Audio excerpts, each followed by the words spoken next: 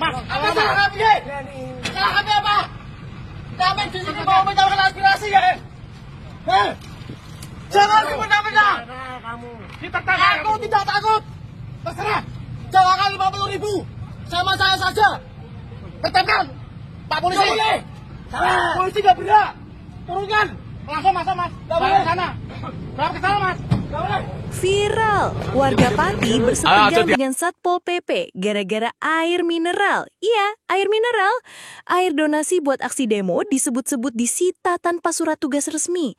Di video yang beredar, warga nekat naik ke mobil dinas, berebut dus-dus air mineral sambil teriak, "Ini sumbangan dari warga Pati, enak aja main sita dan bawa ke mobil Satpol PP, ini hak kami." Gak ada klarifikasi, gak ada penjelasan hukum. Jadi, siapa yang sebenarnya salah? Dan kenapa air minum bisa jadi sumber konflik? Lo wajib nonton sampai habis. Kejadian ini terjadi di alun-alun Pati, Jawa Tengah dan langsung viral di media sosial. Dalam video yang tersebar luas, tampak beberapa warga bersetegang dengan petugas Satpol PP. Yang bikin publik geram, barang yang diperebutkan adalah air mineral. Menurut keterangan warga, air mineral tersebut merupakan donasi dari masyarakat dan akan digunakan dalam aksi unjuk rasa pada 13 Agustus 2025. Tapi yang bikin makin panas, penyitaan ini disebut dilakukan tanpa surat tugas resmi. Gak ada keterangan jelas, cuma langsung masukin barang ke mobil dinas. Dalam video suasana terlihat tegang. Warga nekat naik ke mobil dinas, berusaha mengambil kembali barang mereka. Mereka berteriak, menuntut kejelasan dan menyebutkan bahwa itu adalah hak mereka sebagai warga. Bahkan ada yang sampai maksa masuk ke bak belakang mobil demi ambil kembali air minum yang udah disita. Petugas Satpol PP terlihat kebingungan tapi tetap mempertahankan barang sitaan.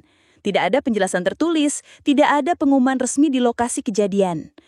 Kalau kita lihat dari sisi hukum dan hak sipil, ada beberapa poin penting. Air mineral adalah barang konsumsi umum. Selama tidak mengandung hal ilegal, tidak ada alasan untuk disita. Tanpa surat tugas atau berita acara penyitaan, maka tindakan itu bisa dianggap melanggar prosedur.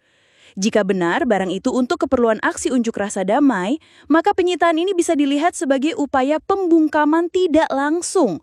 Dan inilah yang membuat publik geram. Bukan soal air mineralnya, tapi soal cara aparat menindak dan bagaimana hak masyarakat diperlakukan. Netizen rame-rame turun ke kolom komentar. Ada yang bilang, baru kali ini air mineral disita karena narkoba. Ada juga yang bilang, ini bukan negara hukum kalau penyitaan dilakukan tanpa dasar. Banyak juga yang menuntut klarifikasi dari pihak Satpol PP dan pemerintah daerah. Sayangnya, sampai video ini dibuat belum ada klarifikasi resmi dari pihak terkait. Ini membuat publik makin curiga dan mempertanyakan, apakah aksi ini memang diniatkan untuk membungkam warga? Kejadian ini menyentuh dua isu besar. Pertama, kebebasan menyampaikan pendapat. Kedua, akses terhadap bantuan kemanusiaan atau logistik. Kalau aksi ini dibiarkan begitu aja, bisa menciptakan preseden buruk di mana aparat bisa bertindak sewenang-wenang atas nama ketertiban. Padahal yang dilanggar bukan hukum, tapi prosedur itu sendiri. Dan kalau dibiarkan, masyarakat bisa makin kehilangan kepercayaan terhadap institusi negara. Jadi pertanyaannya sekarang, kenapa air mineral bisa jadi pemicu konflik? Kenapa nggak ada kejelasan dari aparat?